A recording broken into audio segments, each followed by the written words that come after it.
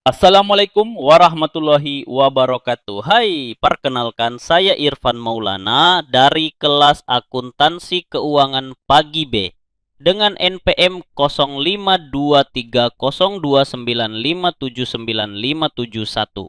Selamat datang dalam sesi singkat kita hari ini tentang ekuitas pemegang saham, stockholder equity. Mungkin terdengar teknis, tapi intinya adalah tentang kepemilikan dalam sebuah perusahaan dan bagaimana modalnya terbentuk. Ini sangat penting untuk kita pahami, baik sebagai calon investor, pengusaha, maupun hanya sebagai individu yang ingin tahu lebih banyak tentang dunia bisnis. Pada slide pertama, kita melihat judul besar yaitu ekuitas pemegang saham. Nah, apa sih ekuitas pemegang saham itu? Singkatnya ini adalah dasar kepemilikan dan modal utama sebuah perusahaan. Jika kita bicara tentang perusahaan, ini adalah bagian yang paling menunjukkan siapa pemiliknya dan berapa nilai bersih investasi mereka di sana. Oke, kita lanjut ke slide kedua untuk lebih memahami apa itu ekuitas pemegang saham. Oke, lanjut ke slide kedua. Mari kita kupas lebih dalam. Apa itu ekuitas pemegang saham? Definisi paling sederhana ekuitas pemegang saham adalah hak residual pemilik. Apa sih Bang maksudnya? Maksudnya adalah bayangkan perusahaan punya banyak aset. Ya, seperti uang kas, dedung, kendaraan. Perusahaan juga punya kewajiban seperti utang ke bank atau pemasok. Nah, kalau semua aset perusahaan dijual dan semua kewajiban dibayar lunas, sisa itulah yang menjadi milik pemilik atau pemegang saham. Itulah mengapa disebut hak residual atau sisa. Rumusnya sederhana, aset dikurangi liabilitas ya, kewajiban sama dengan ekuitas. Komponen utama ekuitas pemegang saham terbagi menjadi dua bagian besar. Yang pertama yaitu modal disetor, contributed capital. Ini adalah uang yang disetorkan langsung oleh pemilik atau investor ke perusahaan. Di dalamnya ada modal saham, ya, capital stock, yaitu nilai dasar dari saham yang diterbitkan. Dan ada tambahan modal disetor, additional paid in capital, yaitu uang lebih yang dibayarkan investor saat membeli saham di atas nilai dasarnya. Misalnya, kalau harga dasar sahamnya 10.000, tapi investor mau bayar Rp12.000, nah yang Rp2.000 itu masuk ke tambahan modal disetor. Yang kedua adalah laba ditahan, retained earnings. Ini adalah bagian dari keuntungan perusahaan yang tidak dibagi sebagai dividen kepada pemegang saham, melainkan disimpan dan diinvestasikan kembali ke dalam perusahaan untuk pertumbuhan di masa depan. Ini adalah modal yang dihasilkan dari operasional perusahaan itu sendiri. Ya, kita lanjut ke slide selanjutnya, yaitu penerbitan dan jenis saham. Sekarang kita bicara bagaimana perusahaan mendapatkan modal dari saham dan jenis-jenis saham yang ada. Bang, bagaimana saham diterbitkan?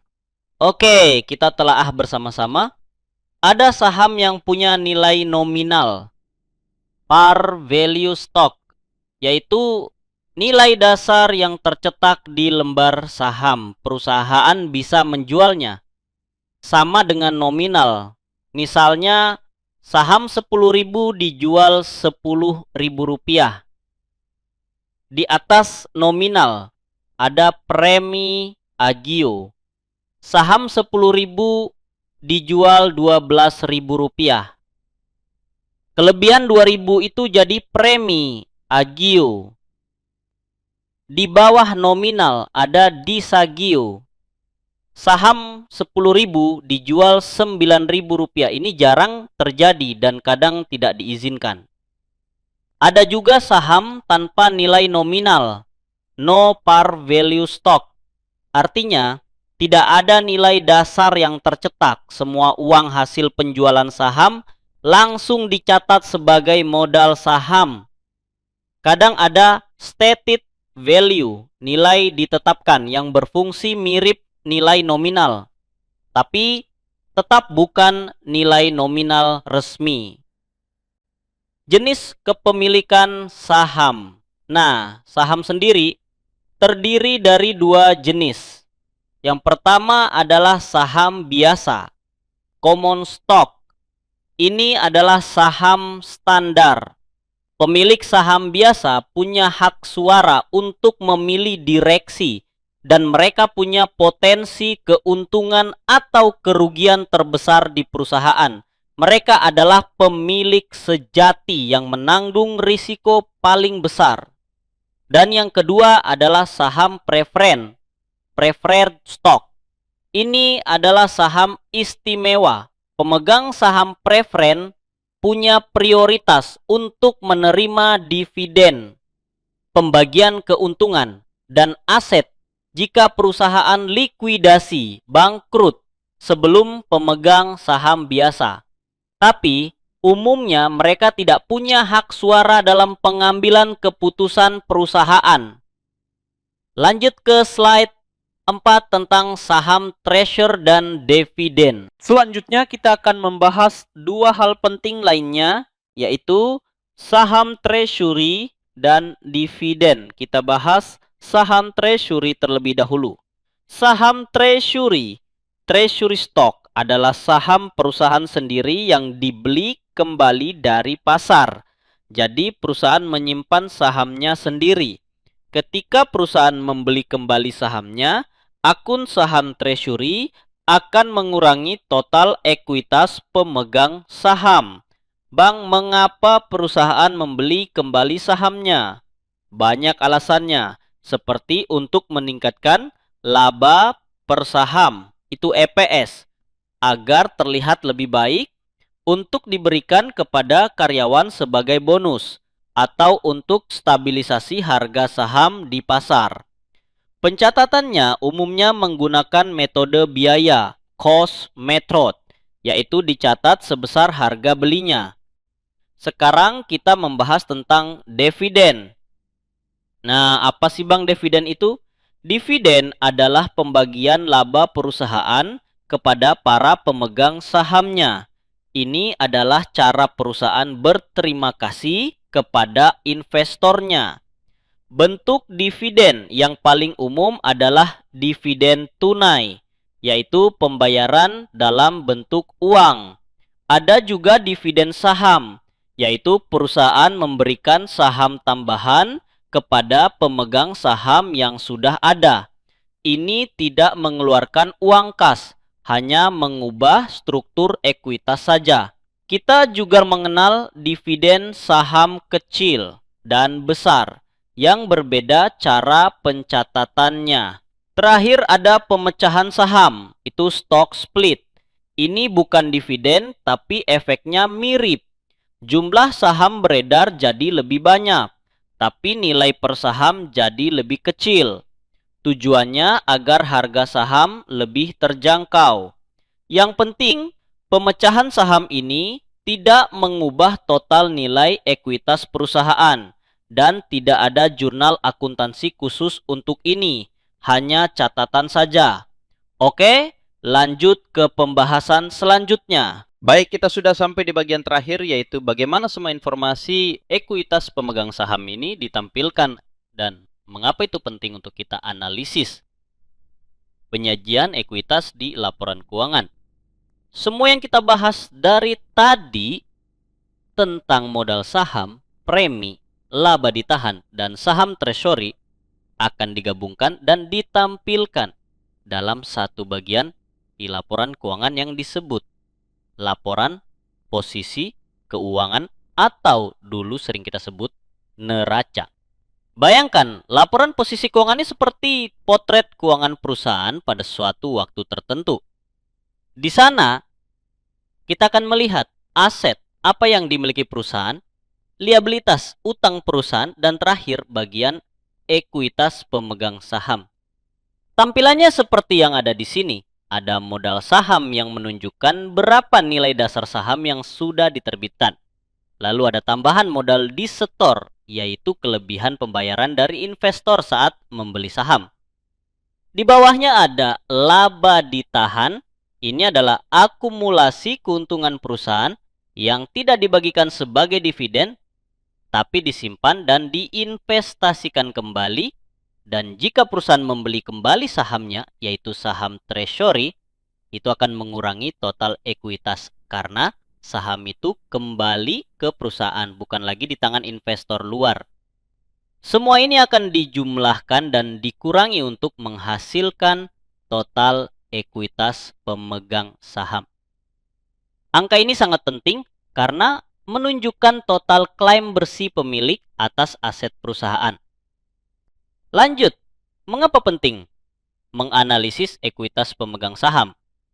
Melihat angka-angka ekuitas saja tidak cukup, kita perlu menganalisisnya untuk mendapatkan gambaran yang lebih dalam tentang kesehatan dan kinerja perusahaan. Ada beberapa rasio sederhana yang bisa kita gunakan seperti laba per saham, earnings per share. Ini adalah salah satu rasio yang paling sering didengar. Gampangnya EPS menunjukkan berapa banyak laba bersih yang dihasilkan perusahaan untuk setiap lembar saham biasa yang beredar. Semakin tinggi EPS, biasanya semakin bagus, karena berarti perusahaan semakin menguntungkan bagi pemilik sahamnya. Ini penting bagi investor untuk melihat potensi keuntungan dari saham yang mereka miliki. Ada juga pengembalian atas ekuitas, return on equity. Rasio ini sangat powerful, ROE. Memberitahu kita seberapa efisien perusahaan menggunakan modal yang disetor oleh pemilik ekuitas untuk menghasilkan laba. Jadi kalau ROE tinggi, itu artinya perusahaan sangat baik dalam mengubah setiap rupiah investasi pemilik menjadi keuntungan. Ini menunjukkan efektivitas manajemen dalam. Setelah kita memahami semua teori dan komponen ekuitas pemegang saham, sekarang saatnya kita latihan sedikit. Mengapa latihan penting? Karena dengan mengerjakan contoh soal, kita bisa melihat bagaimana teori itu benar-benar diterapkan dalam catatan akuntansi perusahaan. Ini akan membuat pemahaman kita lebih konkret. Mari kita lihat soalnya. PT Jaya Jaya adalah perusahaan yang baru didirikan. Mereka ingin mengumpulkan modal dengan menerbitkan 1000 lembar saham biasa. Setiap lembar saham ini punya nilai nominal Rp10.000. Ingat, nilai nominal ini adalah nilai dasar yang tercetak di saham. Oke, sudah punya gambaran? Mari kita lihat solusinya. Untuk skenario pertama, saham dijual seharga Rp10.000 per lembar. Saat PT Jaya selalu menjual saham ini, mereka tentu menerima uang tunai. Uang kas yang diterima, 1000 lembar dikalikan Rp10.000 hasilnya adalah Rp10 juta. Karena harga jualnya persis sama dengan nilai nominal saham, maka seluruh uang kas yang masuk ini akan langsung dicatat sebagai penambahan pada modal saham biasa. Artinya, kantong modal saham kita bertambah Rp10 juta. Jadi jurnalnya simple. Kas masuk debit 10 juta dan modal saham biasa bertambah kredit Rp10 juta. Sekarang untuk skenario kedua, saham dijual seharga Rp12.000 per lembar. Di sini ceritanya sedikit berbeda. PT Jaya selalu juga menerima uang tunai dari penjualan saham. Tapi kali ini, uang kas yang diterima 1000 lembar dikalikan Rp12.000 hasilnya adalah Rp12 juta. Perusahaan dapat uang lebih banyak. Nah ingat, nilai nominal sahamnya hanya Rp10.000 per lembar. Jadi, untuk 1000 lembar, nilai nominalnya adalah Rp10 juta. Ada selisih lebih antara uang yang diterima Rp12 juta dengan nilai nominal saham Rp10 juta, yaitu sebesar 2 juta. Kelebihan ini kita sebut premi saham atau agio saham. Ini menunjukkan bahwa investor bersedia membayar lebih dari nilai dasar saham. Mungkin karena perusahaan dianggap punya prospek bagus atau permintaan sahamnya tinggi. Jadi, jurnalnya akan mencatat kas masuk debit Rp12 juta. Kemudian, Modal saham biasa bertambah kredit 10 juta rupiah. Dan sisanya yaitu premi saham tambahan modal di store bertambah kredit 2 juta rupiah. Dari kedua contoh ini, kita bisa melihat bagaimana akuntansi mencatat uang yang distorkan oleh investor ke perusahaan. Baik itu sesuai nilai dasar saham maupun ada kelebihan setoran premi saham. Ini adalah dasar penting untuk memahami bagaimana modal perusahaan terbentuk dari kontribusi pemilik. Baiklah semuanya, kita sudah sampai di penghujung presentasi kita tentang ekuitas pemegang saham. Semoga dari pembahasan tadi Anda semua bisa mendapatkan gambaran yang lebih jelas bahwa ekuitas pemegang saham itu bukan hanya sekadar angka di laporan keuangan. Lebih dari itu, ini adalah bukti kepemilikan kita dalam sebuah perusahaan. Ini menunjukkan modal inti yang memungkinkan perusahaan beroperasi dan bertumbuh. Dan ini adalah cerminan dari kepercayaan investor serta kemampuan perusahaan menghasilkan keuntungan yang bisa diinvestasikan kembali atau dibagikan. Memahami ekuitas pemegang saham adalah langkah fundamental bagi siapa saja yang ingin lebih jauh memahami dunia bisnis, investasi, atau bahkan sekedar membaca berita ekonomi dengan lebih kritis. Saya harap presentasi singkat ini bermanfaat dan bisa menjadi bekal awal Anda untuk eksplorasi lebih lanjut. Jika ada kesalahan dan kurangnya saya dalam menjelaskan materi saya, mohon maaf sebesar-besarnya. Silahkan komen untuk mengoreksi kesalahan saya dalam menjelaskan materi. Terima kasih banyak atas perhatian dan waktu Anda. Saya izin pamit. Semoga dapat bertemu lagi di waktu yang lain. Jangan lupa like, comment, and share. Saya Irfan Maulana pamit undur diri. Wassalamualaikum warahmatullahi wabarakatuh.